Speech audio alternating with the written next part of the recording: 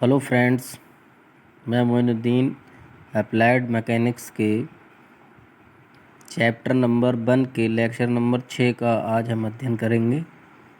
ठीक है, हम पिछले लेक्चर में फंडामेंटल यूनिट्स यानी मूल मात्रकों तक पढ़ चुके थे। आगे का टॉपिक हमारा क्या था? ड्राफ्ट यूनिट्स यानी व्युत्पन्न मात्रक। तो व्युत्पन्न मात्रक क्या होते हैं?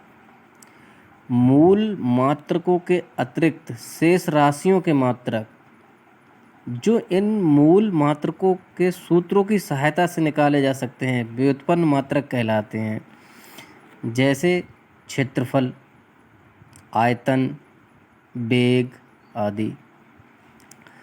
कुछ प्रमुख राशियों के व्युत्पन्न मात्रक निम्न प्रकार हैं। जैसे नंबर 1 क्षेत्रफल।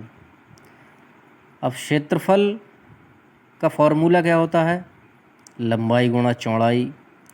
अब देखिए, लंबाई क्या है यहाँ पे? लंबाई मूल मात्रक है, ठीक है, और चौड़ाई भी लंबाई में ही काउंट होती है, ठीक है। इन दोनों का विमीय सूत्र क्या होगा? एल। तो एल इंटू एल क्या हो जाएगा? L square. इसी तरीके से आयतन आयतन आयतन क्या है? व्युत्पन्न राशि है, इसका मात्रक व्युत्पन्न मात्रक कहलाएगा। क्या क्या हो जाएगा इसका? लंबाई गुणा चौड़ाई गुणा ऊंचाई। तो चौड़ाई भी लेंथ में ही काउंट होगी, ऊंचाई भी लेंथ में ही काउंट होगी। तो लंबाई है क्या? एक मूल मात्रक है, तो मूल मात्रक की सहायता से हम क्या निकाल लेंगे? व्युत्पन्न मात्रक निकाल लेंगे। आयतन का मात्रक क्या होगा?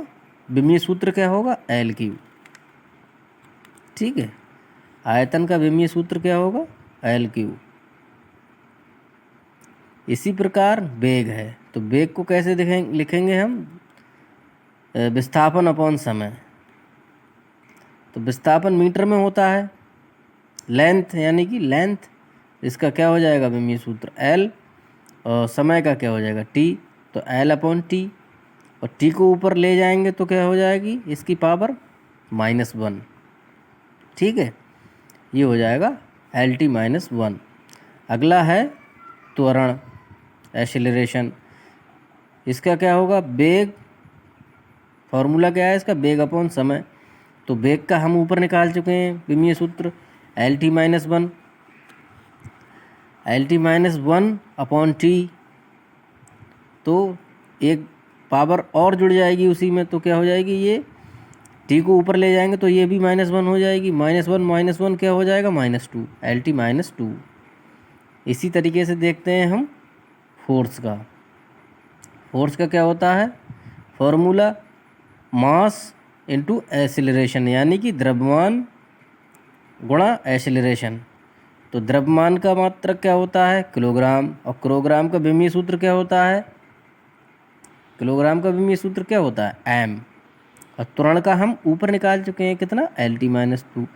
तो बल का विमीय सूत्र क्या हो जाएगा? M L T -2। इसी तरीके से मोमेंटम का देखते हैं हम। मोमेंटम का क्या हो जाएगा? द्रव्यमान गुणा वेग। द्रव्यमान का क्या हो जाएगा? मात्रा। द्रव्यमान को मात्रा भी कहते हैं, ठीक है। द्रव्यमान को मात्रा भी कहते हैं, मास भी कहते हैं इंग्लिश में।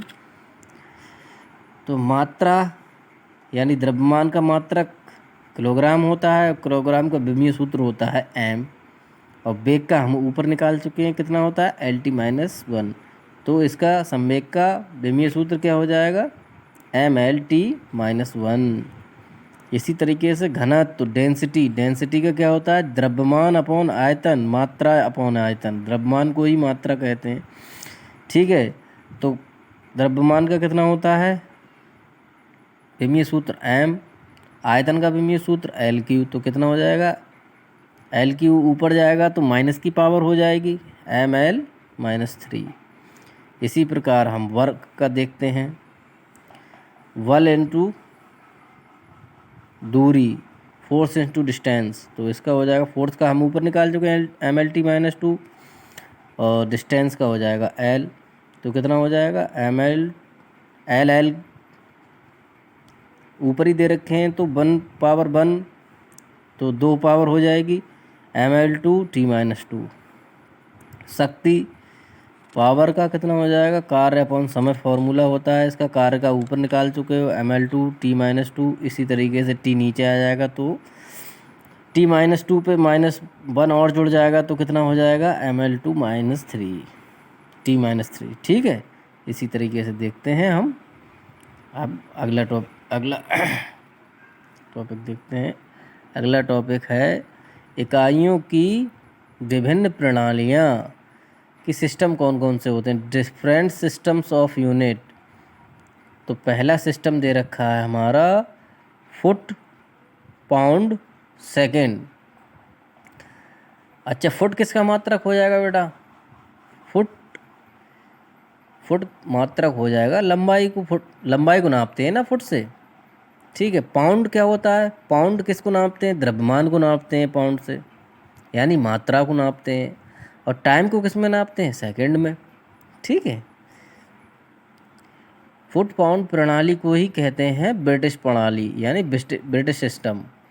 इसके अंतर्गत लंबाई, मात्रा तथा समय की इकाइयों के मान क्रमशः 1 फुट, 1 पाउंड तथा 1 सेकंड है। आपको समझ आ गया होगा। ठीक है, अगला देखते हैं हम सेंटीमीटर, ग्राम, सेकंड, यानी CGS सिस्टम, CGS प्रणाली। इसमें क्या होता है, लेंथ का मात्रक क्या हो जाएगा, सेंटीमीटर हो जाएगा। द्रव्यमान यानी मात्रा का मात्रक क्या हो जाएगा, मास का मात्रक क्या हो जाएगा, ग्राम। और टाइम का मात्रक सेकंड ही रहेगा। ठीक है, इसके अंतर्गत लंबाई, मात्रा तथा समय की इकाइयों के मान क्रमशः 1 सेंटीमीटर, 1 ग्राम तथा 1 सेकंड है। अगला है मीटर, किलोग्राम, सेकंड, MKS प्रणाली या मीट्रिक सिस्टम। इसमें क्या हो जाएगा, लंबाई का मात्रक क्या हो जाएगा, मीटर, द्रव्यमान का मात्रक क्या हो जाएगा, किलोग्राम, और समय का मात्रक क्या रहेगा, सेकंड ही रहेगा। इस प्रणाली के अंतर्गत लंबाई, मात्रा तथा समय की इकाइयों के मान क्रमशः 1 मीटर, 1 किलोग्राम तथा 1 सेकंड है। आखिरी है अंतर्राष्ट्रीय प्रणाली। ठीक है, यह प्रणाली एक सर्वमान्य तथा सार्वत्रिक प्रणाली है। यह प्रणाली वास्तव में MKS की परम इकाइयों पर आधारित है। मतलब MKS सिस्टम की तरह है, ये MKS सिस्टम को ही फॉलो करती है। ठीक है, अब SI अंतर्राष्ट्रीय की प्रमुख इकाइयाँ। घनत्व का क्या हो जाएगा, SI यूनिट घनत्व की क्या होगी, किलोग्राम प्रति मीटर क्यूब। ठीक है, फोर्स की SI यूनिट क्या होगी, न्यूटन। दाब की SI यूनिट क्या होगी, न्यूटन प्रति मीटर स्क्वायर या न्यूटन पर mm स्क्वायर, ये इसकी SI यूनिट है। कार्य एवं ऊर्जा की SI यूनिट क्या होगी, जूल या फिर न्यूटन इंटू मीटर। ठीक है, पावर की क्या होगी SI यूनिट, पावर की SI यूनिट होगी वाट। ठीक है, या फिर जूल पर सेकंड भी लिख सकते हैं। वेग वेलोसिटी की क्या होगी SI यूनिट, मीटर प्रति सेकंड। अगर कहीं पे सेंटीमीटर प्रति सेकंड दे रखा हो और पूछा जाए, और ऑप्शन में दे रखा हो मीटर प्रति सेकंड, और पूछा जाए वेग की कौन सी SI यूनिट है, तो आप टिक करेंगे मीटर प्रति सेकंड, इस तरीके से। अगला है त्वरण, एक्सेलरेशन। ठीक है, इसका क्या हो जाएगा SI यूनिट, मीटर प्रति सेकंड स्क्वायर। अब आ जाएगा एंगुलर एक्सेलरेशन, कोणीय त्वरण। इसकी क्या हो जाएगी यूनिट, रेडियन प्रति सेकंड स्क्वायर। ये इनकी क्या है, ऐसा यूनिट्स हैं। इन व्युत्पन्न राशियों की ऐसा यूनिट्स हैं। ठीक है, थैंक यू।